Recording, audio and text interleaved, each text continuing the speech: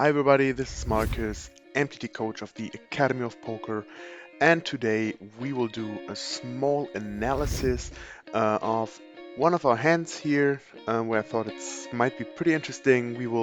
I will record some of those hands where we have some big pots, where I had some huge decisions to make, or we had some, funny or at least interesting actions, or just reactions from our opponents. This one here is now from a 4max tournament. I think it should be the 4max Turbo PKO. We do play that on our stream almost every time just because it has some action. It is pretty fast. The opponents are pretty good to beat, I'd say. And you always get into really nice situations here just because only 4 people on the table and therefore a lot of action. This hand I played like roughly 1 or 2 weeks ago on the 29th of January, as said during my stream. So maybe you can even, if you want, you can have a look into that on YouTube or on Twitch. I stream on both sides if you want to check this out. As said, we go into the hand here.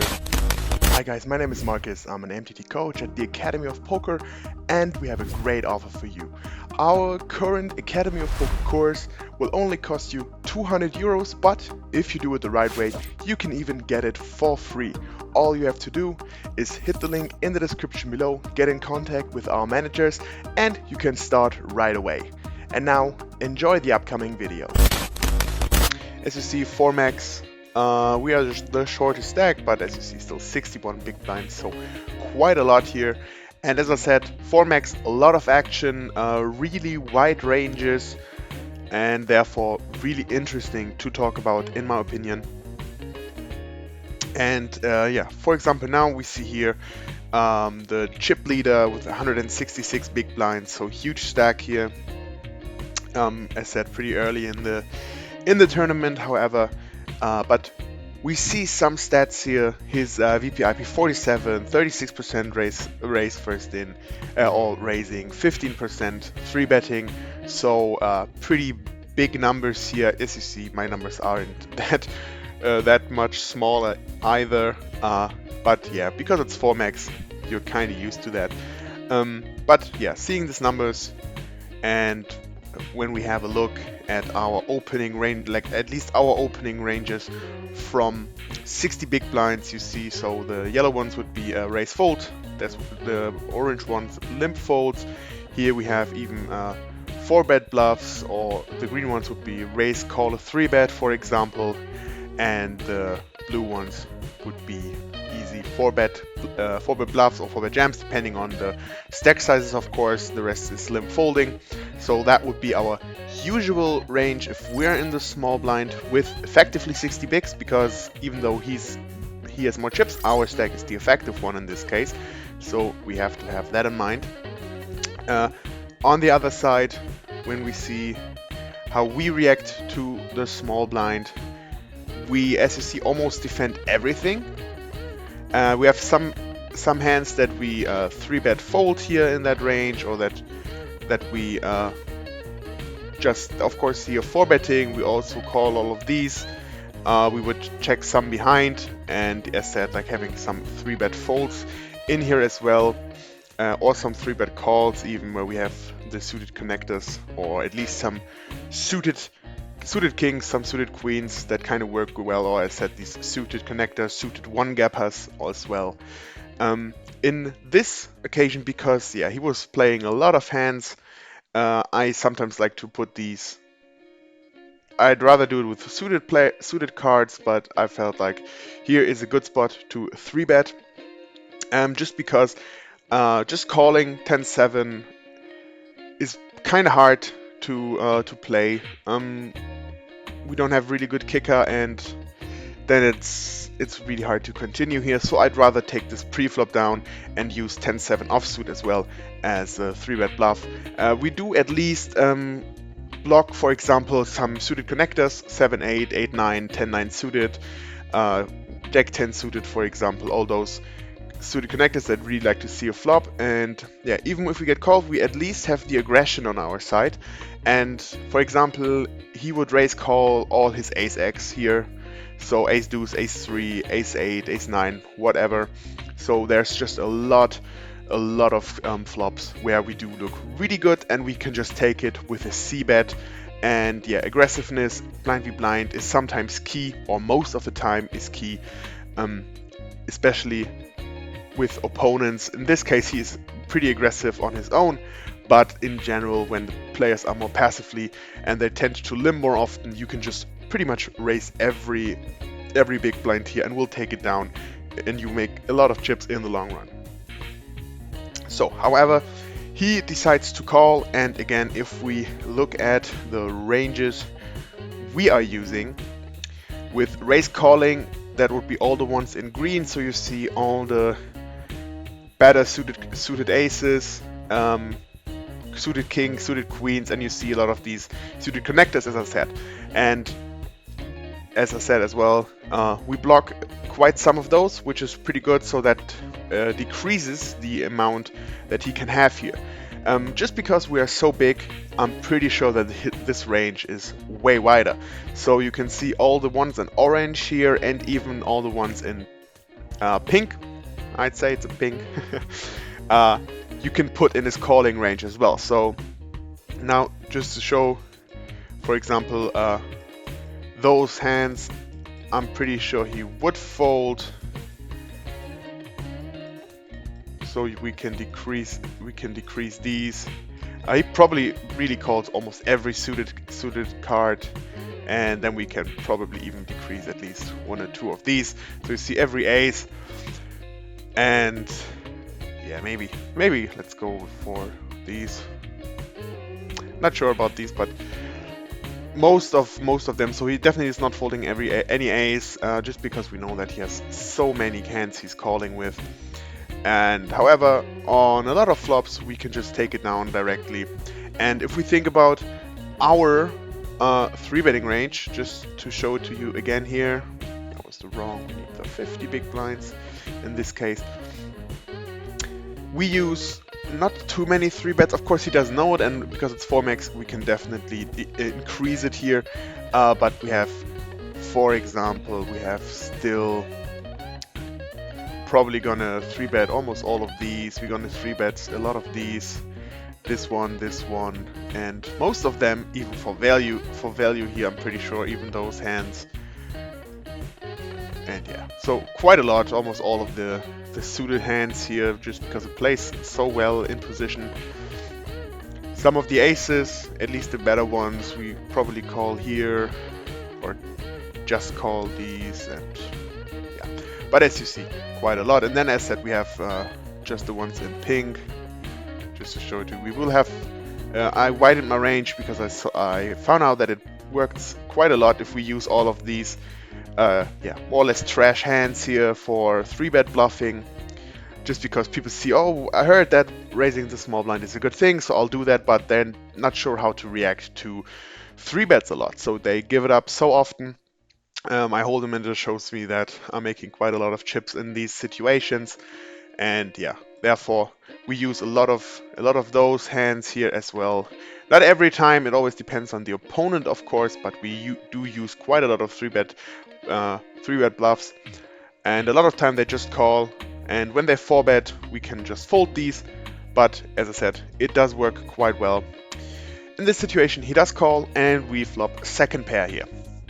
Now, as I said, he has a lot of ace rack that he calls with.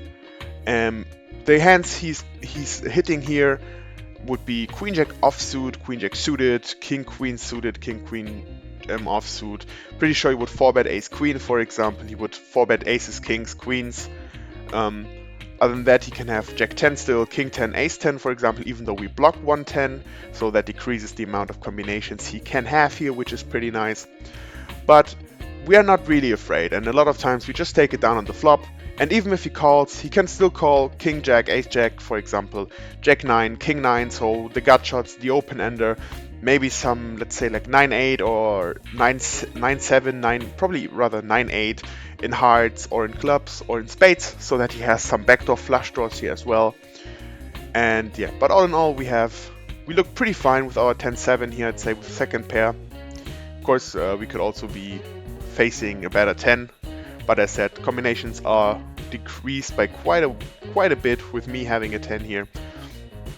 And yeah, he checks to us as we are the 3-better pre-flop, and there's quite a lot of draws that definitely fit his raise calling range here. As I just said, a lot of the suited connectors, suited one gappers that might have an open ender here, or a gut shot, or maybe all the gut shots basically, and some backdoor flush draws that might have a gut shot as well, or a backdoor straight plus backdoor flush draw, and so on and so forth. So we go for pretty big sizing. If it's like Queen 4-3, for example, or 10-4 deuce or whatever, then we go for the smaller sizing. But here, 2 Broadway cards, we usually go for the bigger sizings. As said, according to the range, he's gonna have quite some of the hands that will need to draw another hand, and therefore, of course, you want to make it more expensive for him. We know that he likes to play until the last card hits, so until to see the river according to the stats, even though we only have 65 hands, but still we do see quite some things here from him where he's not folding. Even some ace highs will still at least float once here. So a lot of hands we get value from. Not too many where we are quite behind, as said, some Queen X. He's gonna have some, but you know what I talked about right now, so there's really quite a lot of other hands he can have where we just get value from. He decides to call, and yeah, the turn is of course pretty nice for us. We have also more or less exactly pot behind, and yeah, we are feeling really safe now. We have trips. And yeah, first he checks again. So the thing is now, what is our play here? And other than any queen here, we don't get value from anything, in my opinion. So how many queens does he have in his range? And let's just have a look quickly at the hand. So Queen of Spades, 4 of Clubs. We can just put it in here. Queen of Spades, 4 of Clubs. Then we have the 10 of Hearts and the 10 of Diamonds. And yeah, whoops, need to go to one here. There it is. So we can then see when he calls what he calls the flop with. So let's say he's gonna float at least with. So he's folding all of these, at least, like the offsuited cards. He's not calling this anymore. So we can get away with quite a lot here. He's gonna have pocket 4s. He's probably gonna call pocket 9s at least once. He is gonna have the 10-7. By the way, I'm gonna block my 10 of Clubs and the 7 of Diamonds that I have on the outside here. So we fold this. Oh, he's gonna call Jack 9, probably also Jack 8. Folding the kings, then he's gonna fold most of these hands. He's not gonna fold this, and yeah, at least. By the way, let me just put away the weight so it's easier for you guys. So, okay, so that would be what he still calls with on the flop now, and yeah, now on the turn, if we bet, what is he really calling? And now we can just pretty easily take all these away. As said, he would 4-bet. He would 4-bet pre with these hands, I'm really sure. So let's take those out as well. And yeah, then you see he's gonna fold this as well. Then you see he has 201 combinations left here, which is still quite a lot. But if you think about it, when you have a look here, That's what he can have. And yeah, it's not too bad. And at least in this still 20, like a quarter of this combinations doesn't have anything yet. So there's not too much. If you see what he's folding, when you saw what I just clicked away that he still called, so you saw it's 201 combinations, and now let me add all of these that he's still calling on the flop with. So all of the aces, and yeah, this one is gonna call. He at least will call all of these ones. So you see, it's yeah, more than a third of the combinations he's folding. So it's pretty close here in that situation. Therefore, I decided to check behind, because as I said, like there's gonna be a lot of rivers for him where he's gonna try to bluff it. In this case, the King of Hearts, for example, could be one. Of course, in that case, annoying that like Jack 9 came in now, but that's pretty much the only thing that came in that he can have there, where I'm beat. As said, he would 4-bet queens. I'm pretty sure. Pocket fours is still in the mix, and Ace Jack off. I'm pretty sure he would 4-bet Ace Jack offsuit, Ace Jack suited. He would probably just call Ace Jack offsuit. But that's it. That's not too many combinations. I mean, I will show it to you how many that is, because it's basically none. So let's see what we are beat by. Oh, he keeps, of course, all the tens.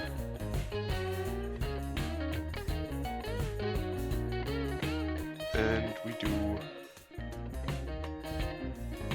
So what is the King of Hearts on the river? So yeah, with all the tens, if he calls them, we have 43 combinations. We lose 2 out of the 220 he goes to the flop to the turn with. So we not even lose to 20% of his range here. Therefore, I would think, yeah, I'm still happy. I will always call whatever he bets here, and as we have only pot left, we should be, as you see, according to range, we only need to be good 1 out of 5 times when he is here, and here, when he bets pot, we need to be good 1 out of 3 times. So according to the range, we'll be fine. However, he decided to check this, and yeah, I decided to go for a small. Looks like a blocker bet, but yeah, just a small value bet, because you don't see too much he can have here. And yeah, then we were hoping that he maybe has King 9, King Jack, or even just a Queen that he didn't play too aggressively on the flop, where we then get at least a call from. In hindsight, I felt like if he has like King Jack, King 9 or something like that, then we should just jam, because he would still probably call here. Don't really see him being capable of folding the Rivet King here. Also because it could be a good hand, good card for us to bluff it here in the end. However, he decided to jam now, and yeah, that's the hard thing. And before we continue here, maybe if you want, have a look at, or put it in the comments if you want to, and let me know what you think, if we should call here or if we should fold here. And yeah, let me know what you think that our opponent has here.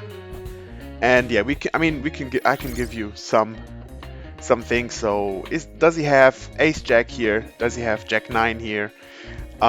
Maybe King 10 that he played slow, Queen 10, or does he have yeah, I said Jack 9, so does he have King Jack, King Queen maybe, or Queen Jack, or Pocket Fours? So that's probably the things. Maybe you find something else that he could have, and let me know. Give me an explanation of why you think he should have that. And yeah, I'm happy to see that. However, my thing was, because he was really aggressive, and I couldn't see him check raising here because we just check this behind so often. Also, we would use the king as a bluff so much that I just couldn't really see him having ace-jack. As said, would believe he would 4-bet that pre, even ace-jack offsuit in my opinion. So just because he was so aggressive, so I don't think he would just raise call ace-jack and then play it out of position. So yeah, I came to the conclusion that I think we had, or that I was pretty sure that we are good here. Might be a cooler that he had like Jack 10 or something like that, where he knows that he blocks the straight, so he can just jam it. However, we decided to call, and yeah, he woke up with Queen Jack, so he did block the straight, and he was ahead pre-flop and on the flop, but we made the trips on the turn and then decided to, yeah, use it as a bluff. I think I kind of like the check jam here from him, because I said the king is a good card for us to bluff, and he does block the nuts, basically the nuts with the jack. For the full houses, of course, the full houses, the nuts here, or the quad tens, but the straight is a really strong hand, and he does block it here. So yeah, pretty nice play. But again, I think like Queen Jack is pretty much also his one of his top range for raise calling here. And a lot of times, if he has like Queen 6 or whatever, he just gonna call it fold it pre-flop. Then we make the chips immediately, and that's the case here. Of course, now we won a 125 big blind pot with 10-7 offsuit. But in general, if the turn is not a 10, then we would definitely take one step back here and try to not blow up the pot and take a small one here, just because we don't have a really strong hand here. But all in all, it worked out pretty fine. And yeah, I'm really excited to know what you think about this hand, or in general, what you also think about his play or about my play. Do you ever have some 3-bet? Do you have a lot of 3-bet bluffs, blind versus blind? How do you play the small blind? Would you 4-bet Queen Jack here, or do you think the way he played it is just fine? Until the river, I think then it's a bit out of line here, but still, in my opinion, good play with the blocker of the jack here. But yeah, that's it for this small analysis video. There will be more coming up. As said, this one was now a blind versus blind situation. We will also be going through different other spots, some 3-bet pots, or just some big wins or big losses that went, of course, until the river, where I made some good or bad hero folds, or where the opponent just went completely crazy and I just let him barrel because it was just so easy to see that I will get all the chips in the end. Make sure to leave us a like here, subscribe to our YouTube channel, follow us on Twitch, follow us on Twitter, Facebook, wherever you can find us. And then we'll see you in the next video, guys. Thanks for tuning in. Bye.